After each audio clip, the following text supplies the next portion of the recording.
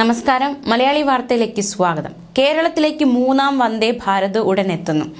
Train കിട്ടുമെന്നതിന്റെ സൂചനകൾ ഇതിനോടകം പുറത്തുവന്നു. കേന്ദ്ര റെയിൽവേ മന്ത്രി അശ്വിനി വൈഷ്ണവ് MK രാഘവൻ MPയോട് പറഞ്ഞിരിക്കുന്നത് ഇതിനായുള്ള നടപടികൾ തുടങ്ങിക്കഴിഞ്ഞു എന്നാണ്. ഇപ്പോൾ മിനിമം യാത്രക്കാർ ഇല്ലാത്ത ഗോവ മംഗളൂരു വന്ദേ ഭാരത് എക്സ്പ്രസ് ആണ് കോഴിക്കോട്ടേക്ക് നീട്ടുന്നത്.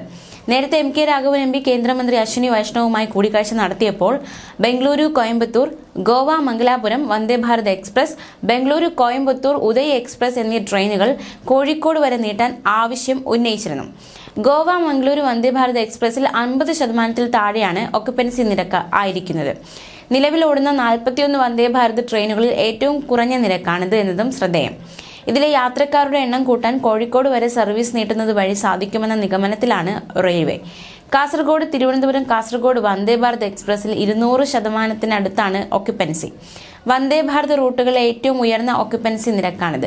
ഉയർന്ന ഡിമാൻഡ് കണക്കിലെടുത്താണ് ഈ റൂട്ടുകളിൽ 2 വന്ദേ ഭാരത് ട്രെയിനുകൾ റെയിൽവേ അവതരിപ്പിച്ചത്. അതേസമയം വന്ദേ ഭാരതുമായി ബന്ധപ്പെട്ട മറ്റൊരു പ്രധാനപ്പെട്ട വാർത്ത നോക്കാം. തിരുനെൽവേലിയിൽ വെച്ച് വന്ദേ ഭാരത് ട്രെയിനിന് കല്ലെറിഞ്ഞ സംഭവത്തിൽ 6 ആൺകുട്ടികളെ പോലീസ് കസ്റ്റഡിയിലെടുത്തു. മണിയാച്ചി സ്റ്റേഷൻ പിന്നിട്ട ശേഷം ഉണ്ടായ കല്ലേറിൽ 6 കോച്ചുകളുടെ ചില്ലുകൾ തകർന്നു.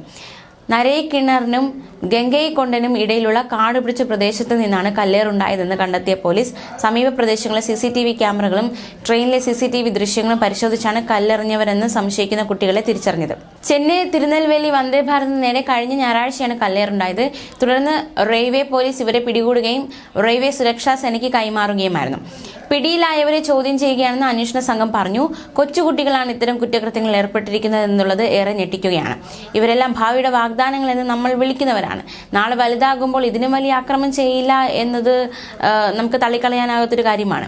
ഇത്ര ചെറുപ്പത്തിലെ കുറ്റകൃത്യ വാസനകൾ കുഞ്ഞുങ്ങളിൽ ഉണ്ടാകുന്നത് ഏറ്റവും അപകടമാണ്. പൊതുമുതൽ നശിപ്പിക്കുന്നത് ഒരു ഹരമായി കണ്ട് നാളെ അത് വീണ്ടും ചെയ്യാനുള്ള എല്ലാ സാധ്യതയുമുണ്ട്.